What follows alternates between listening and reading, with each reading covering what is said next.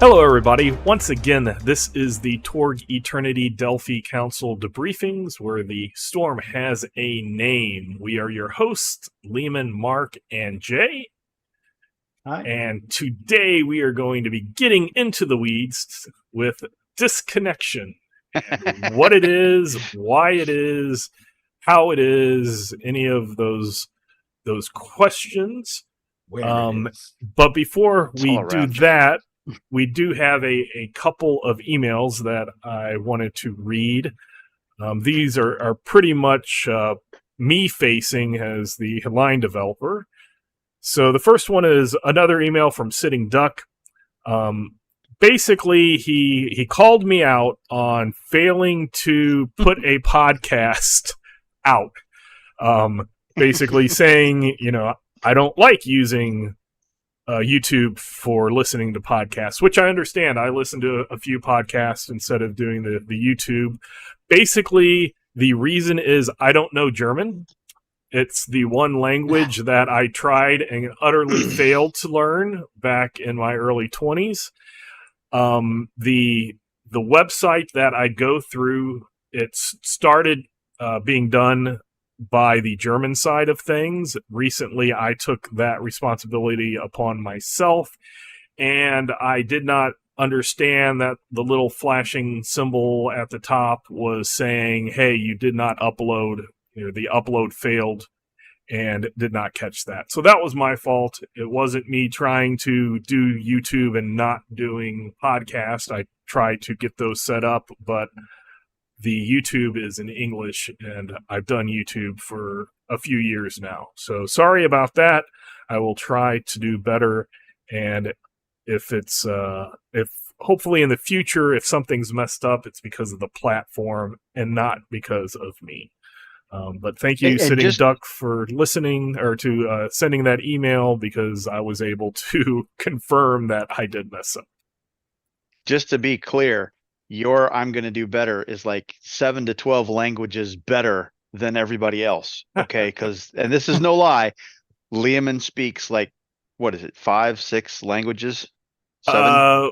Reading, speaking, knowing that type of stuff. 4, 2 of the, not including English, 1 very bad, 2 or probably I'm very rusty, because it's not like you speak ancient Greek and Latin to non-nerds. No, but you speak you're Russian in Cyrillic. Right. Yeah. So hat tip, man, because German messed me up. I know specific words, and that's about it. So let's move on to the next one. The next one is by Paul. He goes by Sir Elaine Fisk, if I pronounce that right. Sorry, it says, good afternoon. I'm watching Debriefings 22, and I have 3 questions about perk disposition. Number 1 and 1.5. He's referring to Torg Eternity 1.5, which is the clarified rule set that I'm working on currently. Are there going to be more perks for clearance levels above beta? Also, are you going to take time to review all perks and place them better into clearance levels than they are? 3, finally, are you going to move some perks to being available at character generation only? Thank you for your time, and I'm looking forward to the next episode. So thank you very much for writing this. And we did also notice that you had a question in the Discord. I usually don't do the Discord back and forth, but since it was all from you and doing this today, was asking about wound penalties. So the main thing that I can say with anything in Torg 1.5, which is now moving forward, except for the my mini factory tribal adventures that are being released, everything is being looked at. So I am looking at Marcus, others are looking at all perks, all rules, everything, trying to iron out wrinkles in the system that have popped up in the 5 or so years that Torg Eternity has been out. Yes, there will be perks and stuff higher than beta. There is going to be more perks. The one that I can say probably not is more or moving things into character generation. I kind of see this as a thought of cause and effect, which is mainly, hey, how can you have something like Dark Past if you don't start with it? But the thing is Torg Eternity simulates movies and TV shows and episodes, and there are many times where somebody is revealed later to have a dark past or some type of past or power or something that they just never talked about, and suddenly it was needed. It happens. It's a trope. So I would rather not limit somebody who is going for that to say, hey, Game Master, yes, I know I didn't have this, but it kind of starts fitting now. As a real TV series example, Agents of S.H.I.E.L.D. had the whole Hydra thing that was kind of thrown on them and turned some good guys into dark past people because the MCU movies were doing that. So kind of the same thing can happen in Torg Eternity. For wound penalties, the thing that we were talking about pre-recording was that increasing wound penalties for realism and or to make it kind of quote unquote balanced to bonuses and penalties, keeping in the plus or -2 ranges, get really difficult when they're wounds, and lowering your rolls, having an even greater penalty, becomes a death spiral. And the more you take, you're basically laid out flat. Also going along with TV and movie tropes, there's many times where the protagonist will get shot in the arm, and he kind of wraps some cloth around it, and then he's good to go, or very not as seemingly hurt as somebody would be in real life. So we're not going necessarily for realism, but that's a really good house rule. If you want it to be more realistic or give a greater penalties, I would say that would be a great house rule. There's some house rules that I use that I would never put into the game.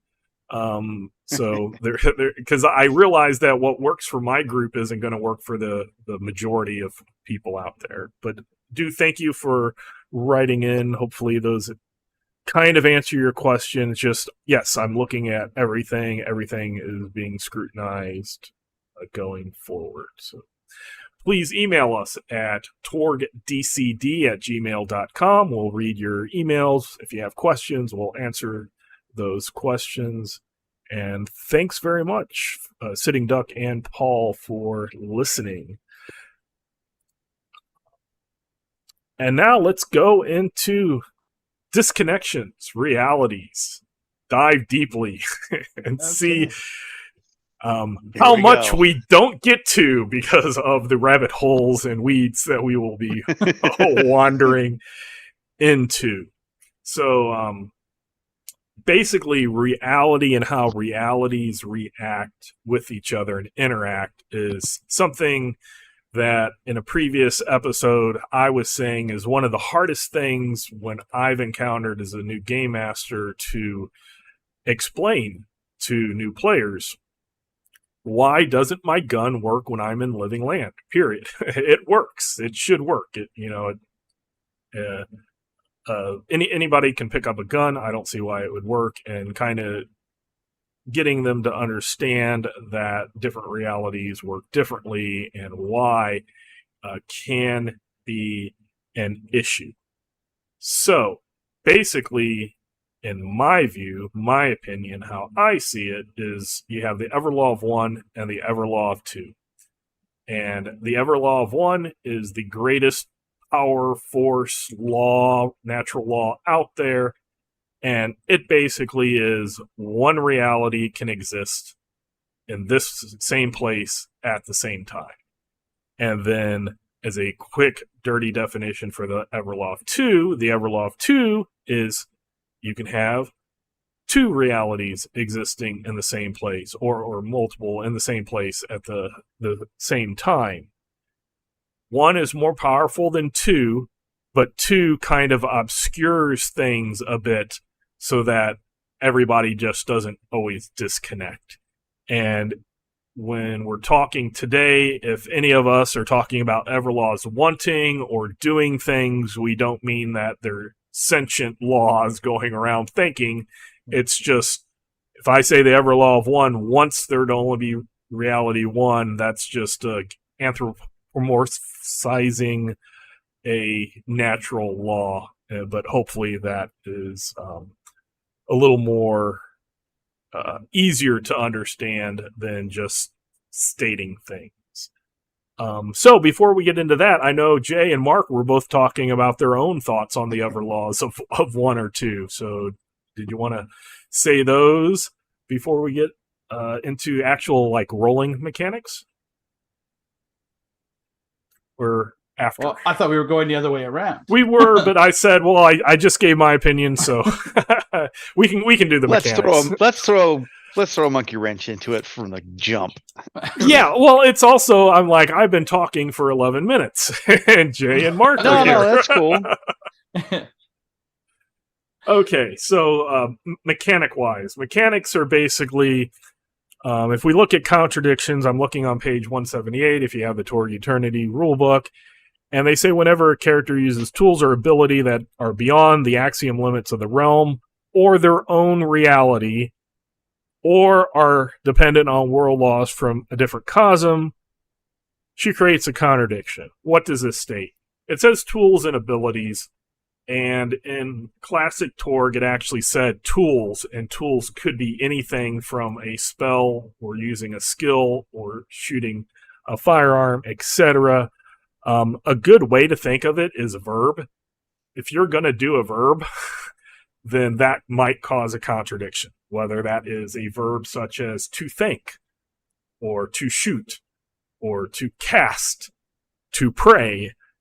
If that verb that you are doing is beyond your own reality or beyond the reality that you're in, it's a one-case contradiction, which mechanically means that if I roll a d20 on that verb that is a contradiction to either myself or the place I'm at, then if I roll a 1 on a die, the d20 die, that is for a test or a surge or some other thing that is giving me a contradiction check, the Everlaw of 1 slaps me and disconnects me. Then, if I'm both doing something that against my own reality and the reality that I'm in, such as an Edenos optant shooting a gun in the living land, then that is called a 4-case contradiction, because it's a 1 through a 4 on that initial roll of a d20. And that's showing you're breaking both your own reality plus the reality that you're in, so the Everlaw of 1 is really going to notice you more and slap you to disconnect you. The Everlaw of 2 isn't able to shield you from that Everlaw of 1 because you're breaking both of kind of the rules that are going on. Quickly, a contradiction check is normally associated with a test, such as a firearm, or such as casting a spell, but it's not the actual test. It's you roll the d20, and that initial roll stands for a lot of things. So you kind of go in an order of sequence, an order of most important to least important. So the first most important thing is if you're causing a contradiction, that initial d20, and when I say initial d20, I mean the first roll without any explosions. Because you're only rolling one die here. Because you're rolling a d20. Time. If it rolls a 10 or a 20, normally it would explode. And hopefully most people know what exploding dice are. There you roll again, add it to the original, and keep that up as long as there is explosions. But on that initial roll, if it's a 1 or a 1 through 4, depending on if it's a 1 or 4 case contradiction, the very first thing that you look at is 1 or 1 to 4. If it's a 1 and I'm doing a contradiction, boom, I'm disconnected. The action does not happen. It is null and void. The ever law of 1 prevented you from doing the action. So that works for the 1 and the 1 through 4 case, basically what's going on. If you're not doing a contradiction, or say you roll a 2 and you're only doing a 1 case contradiction, the contradiction check succeeds, and then you look for things like mishaps. And if there's no mishap range of a 1 or a 1 through 4, and you rolled, say, a 2, then you go on to look at the test, which is, did I fail or succeed? And if I succeeded, how many levels of success was it? Or malfunction.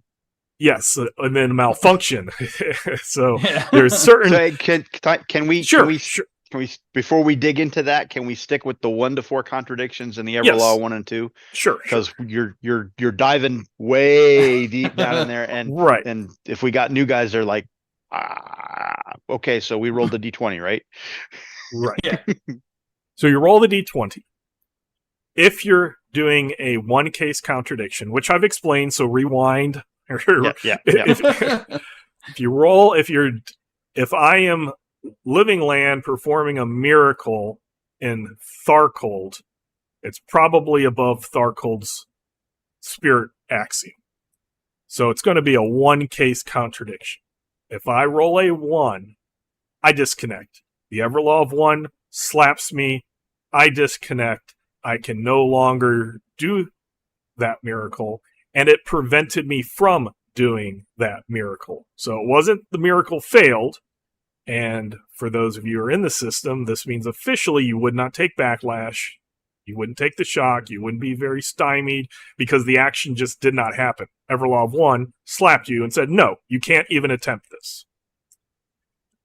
On a 4 case contradiction, that would be if the miracle that you were trying to do was above your own spirit axiom and above Tharcold's spirit axiom, and then on a initial roll of a 1 through 4 on the D20, the Everlaw would come down, slap you, disconnect you, and all of the same things apply. You do not do the action. It's not a failure. It's just you did not do it. It wasn't possible for you. After that is then when you go down the order of importance to mishaps, malfunctions, success, or failure. So thoughts, Jay and Mark, on that? So now you're disconnected. Yes. So I think that's probably the next step, is to figure out. Well, before we get to that, let's put some building blocks down, because we've talked about these before, and this is where the axioms come into play. Your character is from your Storm Knight is from a cosm, and everywhere you go, you're going to be in 1 or 2 cosms. You'll never have 3 cosms in a place. You'll only ever have 2 in a mixed zone, or 1 in a dominant pure. So the axioms of the place you're in and the axioms of the Storm Knight that you are matter here, and that's what Liam's talking about when he says contradictions. So the tech axiom of a weapon from Core Earth, say, is, look up one real quick. The tech, let's just call it 23. So when you're in Core Earth, the tech axiom is 23. The weapon is 23.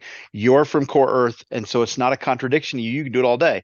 You go into the Cyber Papacy, that axiom is a little higher, and so that weapon still works because the axiom's higher. But when you walk into the Living Land, that tech axiom drops way down here, and it no longer. That weapon is now a contradiction to the cosm you walked into, but it's not a contradiction to you. The world you're in says you can't have that here. We don't believe in that. It doesn't work. And so as a Storm Knight, because you're reality rated, you have the ability to manipulate reality. You bring this connection to your home cosm everywhere you go. The Everlaw of 1 lets you do that because you're a Storm Everlaw Knight. 2. So when you Everlaw 2, the Everlaw 2. So the Everlaw of 2 lets you do that. So when you walk into the Living Land and the Everlaw of 1 says, hey, wait a minute, you're from Core Earth. but because you're reality rated, it kind of ignores you for a little bit because you carry your reality with you in the living land until you do something that's egregious. And now the Everlaw of One goes, hey, wait a minute. I said you can't be here. Guess what? I'm going to cut that thread. And now you're now you got to be where you are. And so that's where the disconnection comes in. And it isn't just that in the miracle example, it's not just I can't cast my miracles. It's I'm disconnected from everything that makes me from where I came from. And suddenly I begin to transform into wherever I am, taking on aspects of that place. And we're not going to transformation is a lot of fun, but we're not getting into that yet. Yeah. Anything to add to that, Jay? I think one thing, it doesn't cut the thread when you're disconnected per se, because you are still connected back to your reality. It's more like pinching the fire hose. Trying to. It's sawing. Right? Because you still have your latent connection that even Ords have, right, back to your core reality, but you've lost all your extra. Kinking the hose is a good, that's good. You've lost all the extra juice from the fire hose that a reality rated character might have. But you can still get it back. The other thing I might bring up is there are world perks that require world laws and things called star perks because they have the little star symbol beside them in the book. Not all of those actually require a roll to do anything. So in that case, if you are in a different reality, that's when you would just roll a d20. Not for an effect total or anything, but just to see if you roll a 1 or a 1 to 4, depending on the situation. The contradiction check without it being part of a test. Exactly. Yeah. Which happens on surges. That would never happen unless the GM called for it. Yeah. Or surge. Well, but the GM's going to call for that because it comes up on the card. Right. So we defined the. Oh, go ahead. I guess we could say that what can you do while you're disconnected? Because yes, I've played with some people that think when you're disconnected you just can't do anything, but no, that's not true. Right? You can actually still do a lot of stuff. You can do anything that the reality that you're in allows you to do. Exactly. Yes. Yeah. Yes. So, because you've lost all that juice from the fire hose for where you come from. Like Core Earth, I can't. Yeah. I don't know how the M4 the rifle operates anymore. I did, but I can't. I don't really. It's like going into algebra class or into trigonometry or calculus or physics, and you can't add. How does that work? How does the Pythagorean theorem work when you can't do 1 + 1? Yes, but that's by golly, actually I can smash something with a rock. Is a good thing because at the beginning of every round you get a free action to reconnect, and as Jay said, many players think that if they fail at that kind of is their turn, and no, it's actually a free action. You can still do things. You can still probably taunt, trick, intimidate. Yeah, you can throw that. You can throw that gun because hey, it's a good rock. Yep, can always unarmed combat. No matter where you pick up a club and swing it. You can do things. Cannot spend possibilities on anything, including destiny cards that count as spending possibilities, and that is harsh. Yeah, I want to say the most non-martyr because. I want to martyr myself and make a new character. Character deaths in my personal games have been from I can't soak. I got disconnected and I can't soak because I can't spend possibilities. So that is something last night in the game that Mark and I were playing. My character disconnected. And I had a flurry round before I think I even played the flurry so that I could reconnect before the villain's turn because I was going to be the target, and I did not. You're standing toe to toe with a very large stone statue, toughness 22, strength like 18 or something, and he was getting ready to get smashed, and he couldn't soak. So yes, being disconnected is bad because you can't spend possibilities or whatever equivalent of possibilities are, as Jay said, destiny cards, hero cards, drama cards, etc. But you can play other cards. Yes. You just Yep. you can't play and spend possibilities or anything that counts as a And you possibility. can still use that perk that lets you soak with shock too. True. The uncanny dodge. As long as it's not contradictory. Well, yeah. Yeah. Be in the Nile. Be in the Nile. And also, for some reason, I thought it was just a suggestion, but looking things up again, it's right in the book. Any of that contradictory gear that you might have will be like phasing in and out, just like right behind me here. Yeah. So people, it's also like incredibly obvious that you've disconnected to everybody. Yeah, you kind of everybody knows going in and out of reality. Yeah, I believe. Go ahead. I will say in classic Torg, what happened is all your stuff kind of temporarily transformed. So if I'm in Living Land, I'm looking for hide armor, and that stops game when you have to then open a book and see an equivalent of what I'm wearing. So they basically said, okay, you still get to kind of keep it. It phases in and out. Don't worry about that. Now, you can't use your firearm and your active stuff, but the passive stuff just it fades in and out. Don't worry about it because we don't want the game to start getting into bean counting. Yeah, so it's like you're wearing your plate mail armor, and then it turns into a loincloth, and then it turns back, and they're flickering back and forth, but none of it's real, and so you don't get any kind of bonus from anything beyond the current area's axiom, right? So like anything that create, I don't care what it is, if it creates a contradiction, it's gone. Treat it as if it's not there. So it's not gone. Dragon armor. Yes. Doesn't exist in the Living Land if I'm disconnected. Yep. And it becomes problematic because it's the ever law of one exerting itself, trying to establish the one reality, right? Yeah. And you've got in the case of your image, you've got Torg with the dragon armor from Isle running around in the Living Land way above magic. It's not. Is it above? It's above the magic axiom, I think. And it's above. Then it's above. It's above the tech axiom. So it's beaten. That doesn't make it a 4 case right there. That's just a 1 case because it's fine for her. But she's transforming, right? Well, so notice the gun in your hand. The gun. She's using the gun. I know. That's why she disconnected. The gun is why she disconnected. My dwarf carries a Marmot M60. I love those things. But that's the whole point: is be a 4 case, embrace it, because that's the rule. That's the rule of 2, and that's having fun with Torg, in my opinion.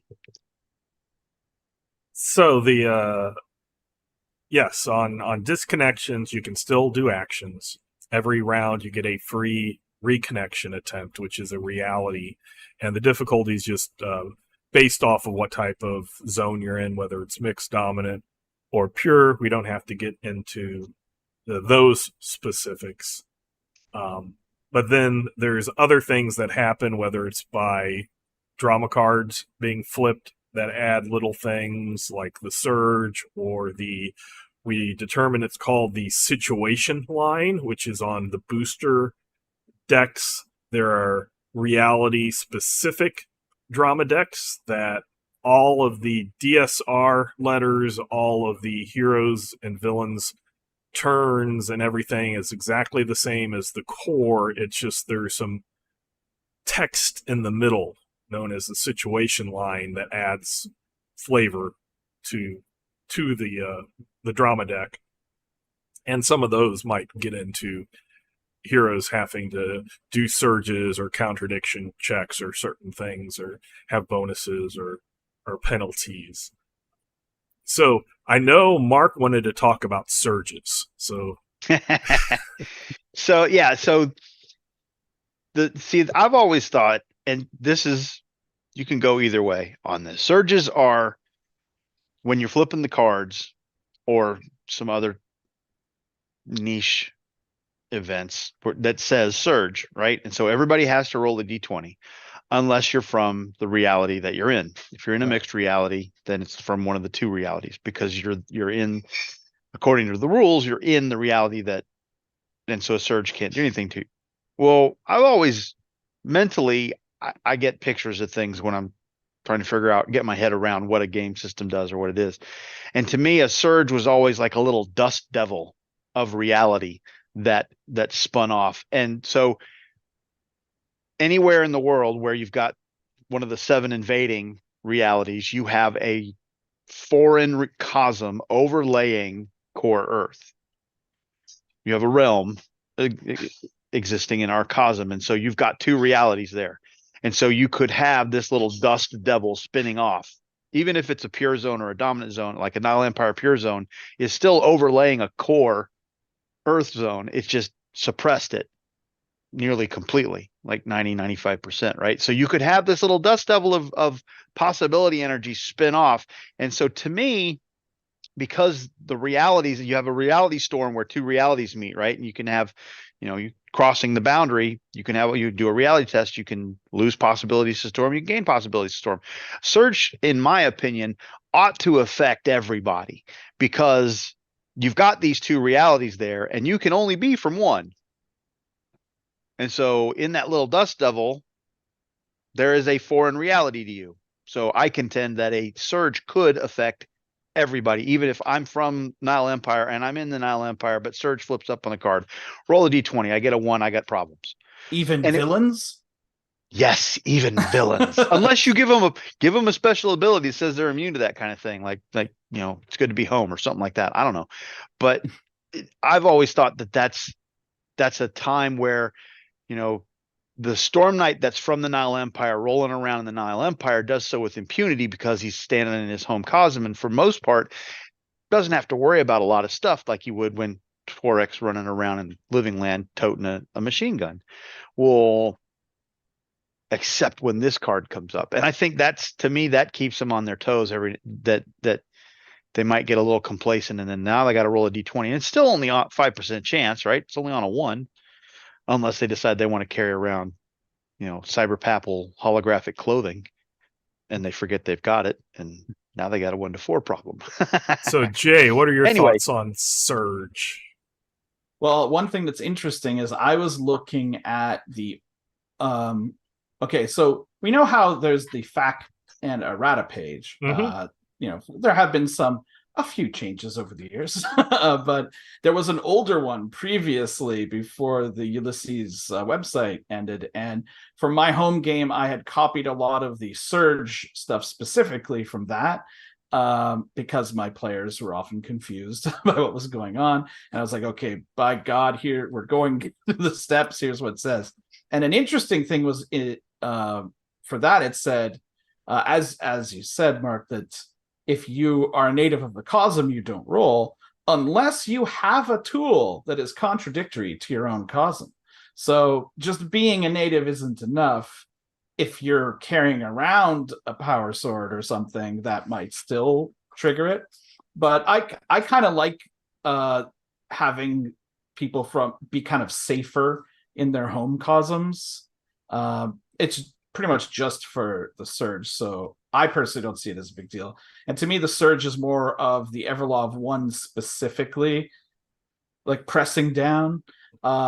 And what the Everlov 1 is doing is trying to reinforce that invading cosm because it's overlaid, right? That's the Stele network has sort of been built with this assumption. So the Everlov 1 is pretty much by default, if you're in the cyber papacy zones, trying to keep it cyber papacy, at least in my opinion. In reality storms, like at the edges, maybe a different story. But yeah, that's it.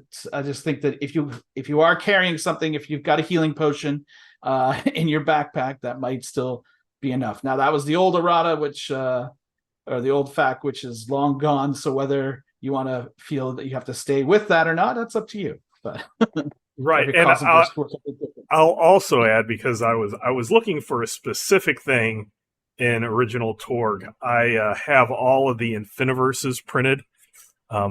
Back in the early 2000s, they had a PDF that PDF has been lost, but I was at least smart enough to make a hard copy. And it fills a 3-ring binder that's about 3-inch back of it. And they have different answers. People would write in and ask questions. And as the people who wrote for the classic Torg changed, answers sometimes changed. Whether it was intentional or they didn't realize it had been answered or not. The one that I specifically remembered was second chance card. At the beginning, it was asked, does second chance, can it be used to prevent a disconnection? And the answer was no. Disconnection is the Everlaw of 1, greatest power in the universe, in the Infiniverse. Later, towards the end of the Infiniverse run, the same question was asked, and it was, yes, the second chance can allow you to re-roll something that you disconnected on. Torg Eternity official is second chance, because I asked this because I had it wrong when I was still a fan, and the card says it will allow you to re-roll even on a mishap.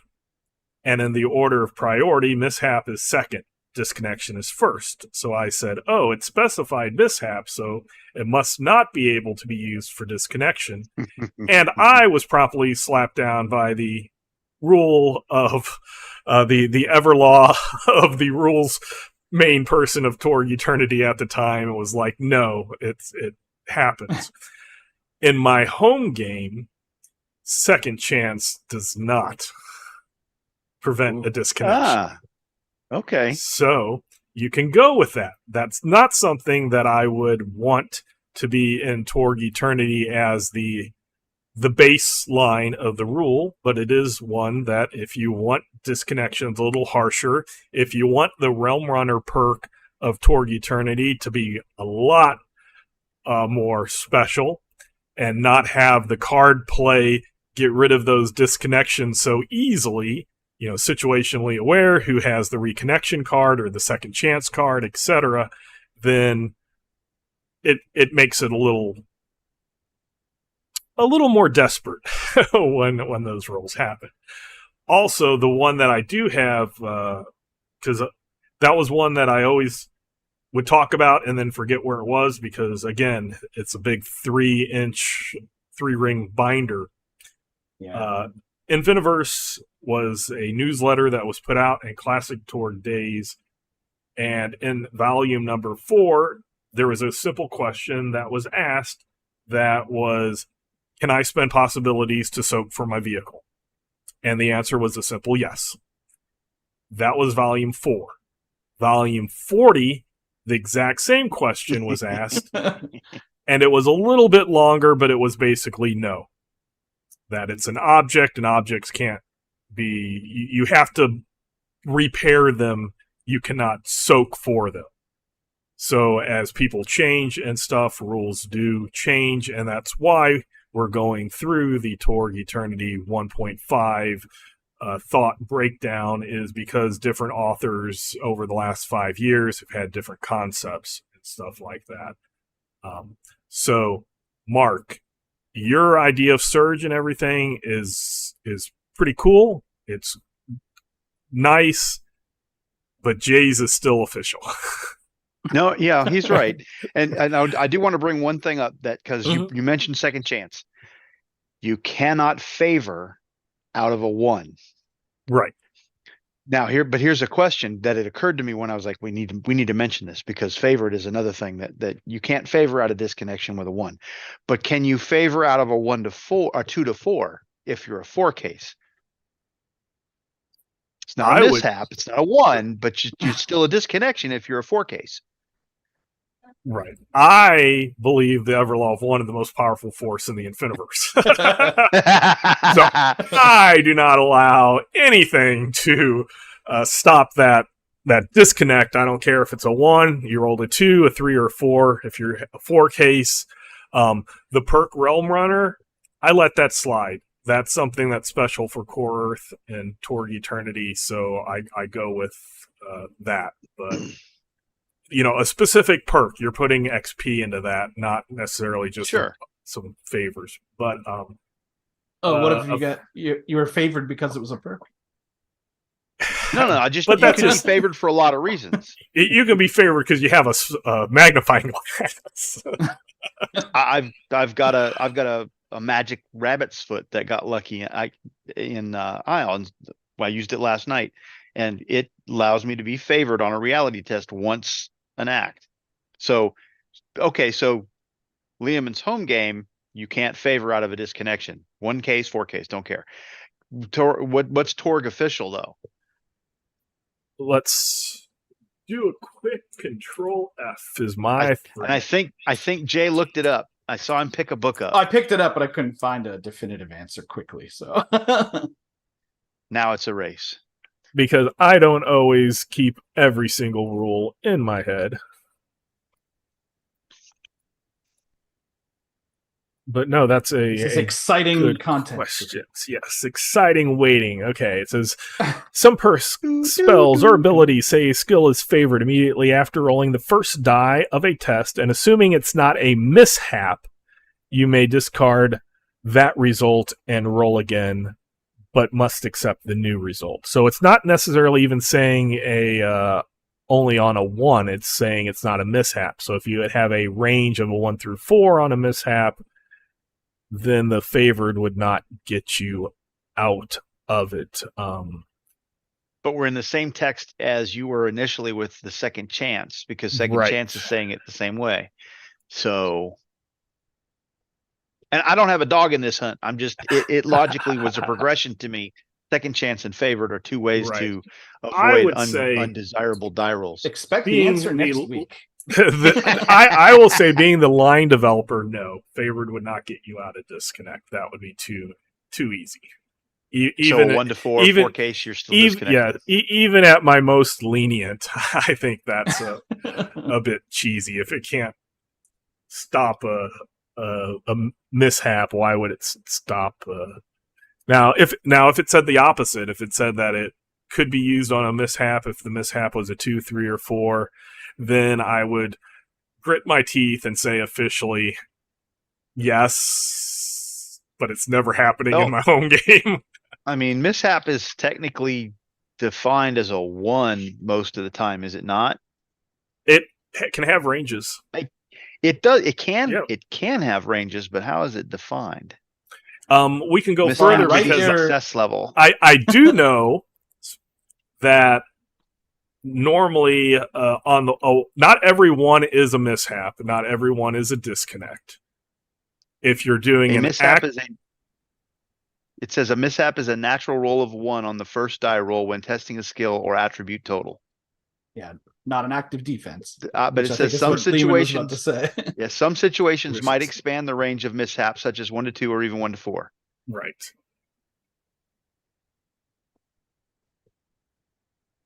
But only a 1 on a.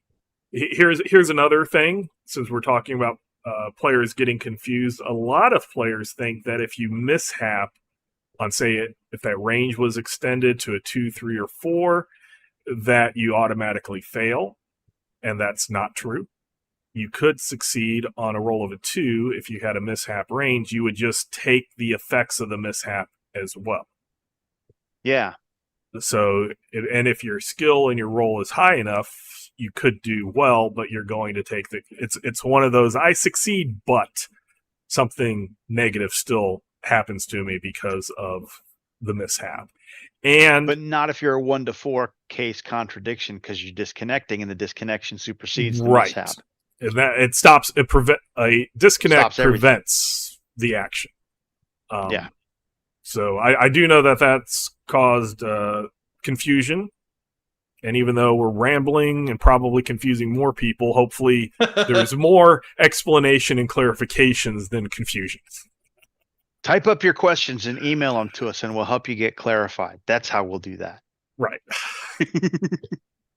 So there's lots of little things. And from my understanding, when Torg Eternity was being designed, at one time, disconnections were a mishap, and malfunctions were a mishap, and they got separated.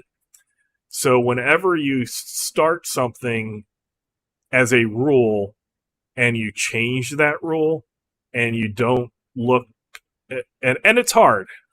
I'm not trying to throw shade on anybody, throw anybody on under the bus. Things get missed. I've seen enough things where something gets changed and it's not seen, down the line how those things could affect. So if at one time disconnects, malfunctions, mishaps were all mishaps, and it was just, how is this defined? Like if you're doing a spell, it's backlash. If you're doing this, it's a disconnect. If you're doing, shooting a firearm, it's a malfunction. When they get separated, that's when it starts getting a little more complex, because you've made a rule that states this happens on mishaps, like say that drama card, and then you separated disconnections from mishap. The intent was this second chance will allow you to immediately re-roll on a mishap, and then later you've divided the mishap up. Then you start getting that confusion when the intention was it's supposed to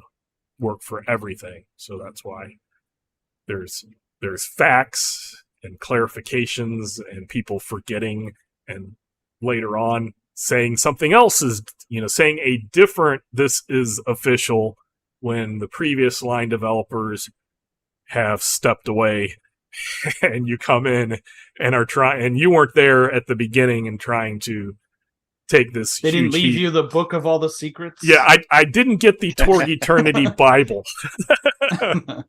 Book of Secrets, Torg Eternity, Volume 1.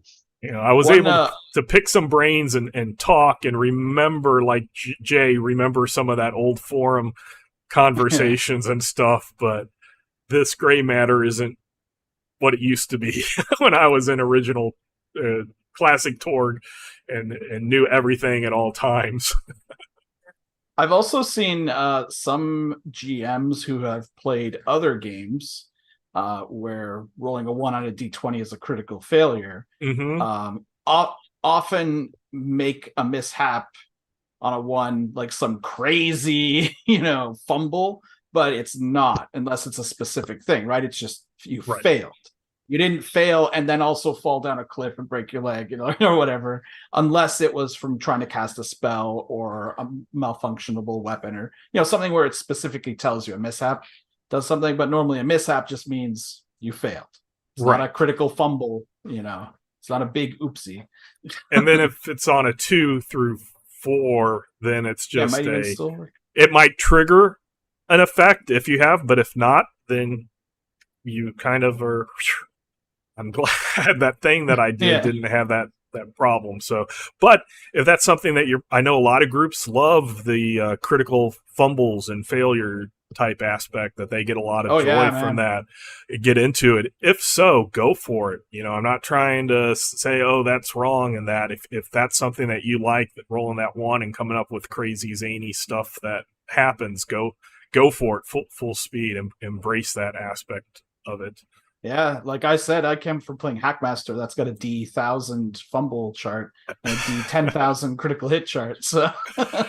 So to go along with the disconnection and stuff, when I was back in the time when I was a player, classic Torg, my game master had, and I didn't know this was a house rule. And when I became a game master, I searched the source book, the main book, for long time trying to find where this rule was, and that's when I learned that he had a house rule, which was 3 strikes you're out, which is if you disconnected, you had 3 chances to reconnect, and if you didn't on that 3rd, you transform. Boom, you're gone. You're cyber people, you are now living land.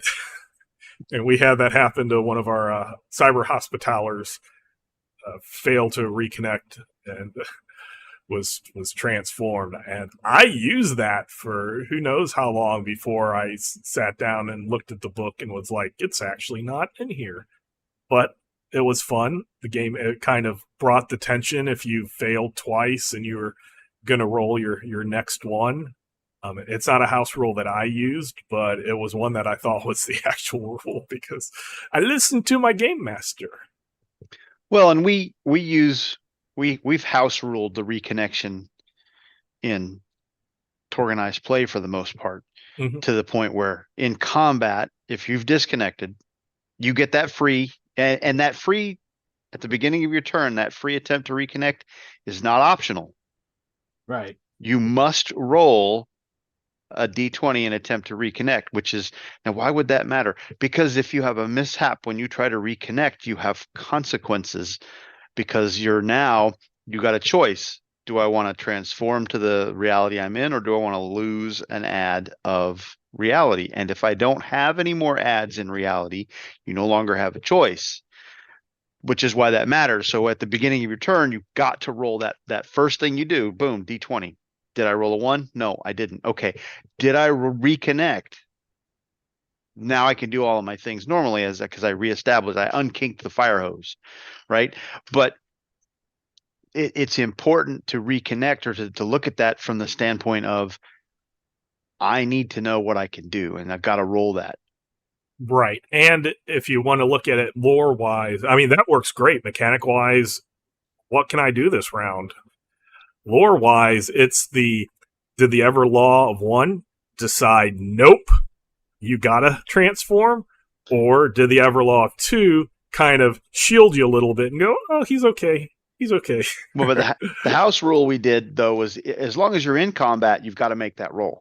When combat's over and we're not flipping cards anymore, the book says every minute. Okay, so now you've got the player rolling d20s until they either reconnect or they roll a 1, and they keep going down. What we house ruled so that we could move the game along was, out of combat, when it's no longer dramatically important, roll me one more roll. If you don't disconnect, or if you don't mishap and you don't reconnect, we just assume you've reconnected, because the stress is gone. It's like shock is gone. You sit down, you focus, you center yourself, and you unkink the fire hose, and you're back to being reconnected to your because that's, you were talking about moving the game along, right? With the transformation that moves the game along, so everybody else isn't sitting there watching them roll d20s until they get a result that moves the game. I use the exact same thing in my home game too. Yeah, that's one thing that look to that be the 1.5 rule, because we don't want people to just, and it's not basically, this is the way that I think is better. It's because it gets the game moving, and you don't have to waste a lot of time determining, oh, do I reconnect, or do I lose an ad or transform, what. I mean, if you really like it, but if you like it, if that's a thing that everybody is intent, and everybody is like huddled around in anticipation, roll the d20s, see what is Bob gonna transform or not, or is he gonna choose to lose an ad or not? If that's what your group loves, then go for it. It's just keep it. It's something that might either be an option or be the default, with the current default being the optional. Organized play just tends to play in a 4-hour slot quite frequently, or on a scheduled time frame a lot. Stream on Wednesday nights like that, and so people sitting around watching it because they enjoy the show or whatever we're doing. We want to be able to keep the game moving, so that's why we did it. Right. So no, that's a good thing. The one thing that is different than what is published and the FAQ is that if you have one ad in reality, you transform. You can't lower it to 0. Because it was brought up that to be possibility rated to be a Storm Knight, you have to have the reality skill at 1 ad. So that was one of those things that later on it was brought up. Hey, how can I go to 0 if I have to have a 1 to be a Storm Knight? Yeah. Oh, yeah. Okay. You're retired. You're an Ord. Have fun now. There's another very rarely comes up, but it is possible to also transform to your own reality. If you're in a mixed zone, you can transform to either one of them. And if one of them happens to be your reality, you could just transform back and you don't have to change anything, except any contradictory stuff you've got on you transforms back to your original Right. reality as well. Yes. And that's what the when Jay was talking about the surge for the people of that reality that they're in, that disconnection for the person who is, say, again, Living Land, Storm Knight in the Living Land with a magic potion, because Living Land has a one magic. It is absolutely contradictory. They disconnect. If they transform, attempting to do a mishap, roll a 1, and attempt to reconnect, they will reconnect and be the same character that they are from Living Land, but that potion transforms, or whatever other contradictory stuff that they have will transform. The contraband. And Yes. that potion, because that potion's contradictory to them, when the surge comes up, they have to roll. Right. Because they're carrying, if you're in your home cosm, normally you ignore surges by rule. And to the beginning, I don't have a strong feeling about surges. I expressed one that sounded like I did, but I don't, let's force this down. It's not that big a deal. It's just a surge. If you have, like, I've got guys from Core Earth that get holographic clothing all the time because holographic clothing is cool, right? But that's a contradiction for him running around Core Earth. Surge come up, I got to roll. Or, all the techno demons with disguise spells and stuff like that. Yeah. Yeah. Because that's how you get them into the cyber papacy. Otherwise, the minute they cross the border, everybody goes, zzz, pow, and no more techno demons. And I think we brought it up in an earlier episode, but just to the history of the surge, is that in classic Torg, anytime you went to a different scene, you would have to do a contradiction check for passive stuff like wearing armor and carrying potions and whatnot. And again, it was let's move the game along. Let's have it a little more dramatic instead of, we moved to the next scene. Everybody do it. Okay, now let's just stand around until everybody reconnects. It's bookkeeping.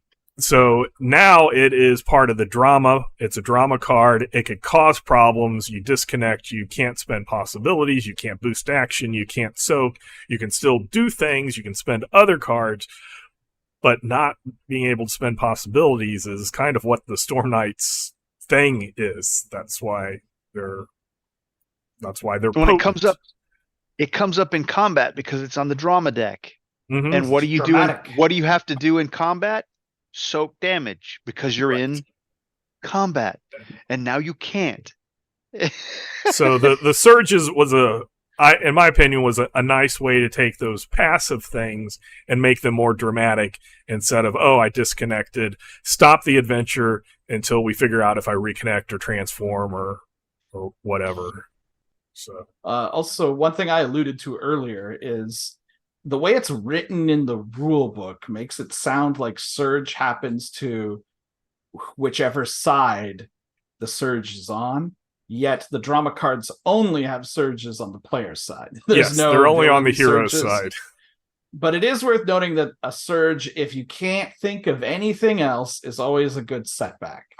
You could have the villain's surge. Sure. Yeah.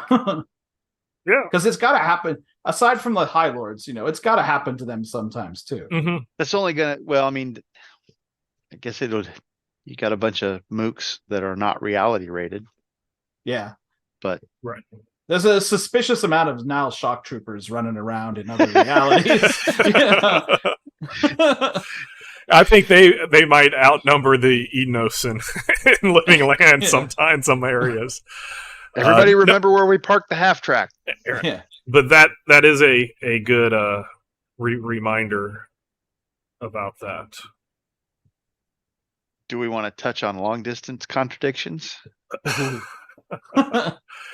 We have 1 minute. They're a thing. There, we touched on them. Yeah, long distance contradictions are a thing. Normally, if your thing that leaves you is over 10 seconds or a kilometer, it ceases to function as if it's contradictory. As the thing that it was when it left you. Right. So if you throw a grenade, you're fine because it's hopefully going to explode before the round's up. But if you set a timer to a bomb and leave, and that bomb is contradictory, nothing's going to happen. You have to have somebody there holding the bomb, which is not good for that person. Same thing with like radios. You can talk over walkie-talkies or such within a kilometer, but get farther than that, communications might not work, or whether I'm glad you brought this up. Cyber papacy is somewhat confusing because they talk about drones and long-range contradictions, and it says that drones have to do, they follow the rules of long-range contradictions over 10 seconds, more than a kilometer, and then you're like, well, why would you ever be a drone jockey? And it's because the drone jockey as a perk, or the cyber papal drones have enough artificial intelligence that they don't follow the rules. Those drones are like our drones that we have today, whether it's military or recreational, or say drones that are flying around in Pan Pacifica or Tharcold, surveillance drones, such like that. So that's what the long-range contradictions are talking about specifically for the drones, not the cyber papal semi-sentient artificial intelligent drones that host. That I built my character around this thing that it stops working immediately after I let it go. So I mean, you're not going to usually send them off more than a kilometer away anyway, right? Right. But if it's out of your hand for 10 seconds, well, the scout drone. The scout drone, you could send that up, and I can totally see you using that in the living land. Like, let's figure out what's going on. You go, but then the deep mist confounds that. But that is a confusing one, because when you're reading Cyber Papal about drones, you're thinking Cyber Papacy drones. You're not thinking about core Earth drones or lower tech drones. Those Degan bogies for Tharcold, they technically have like someone's head in them, right? Like, yep, I believe so. Yeah, it's a Tharcold thing. They're not going to have artificial intelligence when they can cut somebody's head off. They're probably fine too. So if there was a reality rated brain, I guess. I hope that this episode was enlightening, clarifying, getting some neat options if they take your fancy. Anything else before we end today's episode?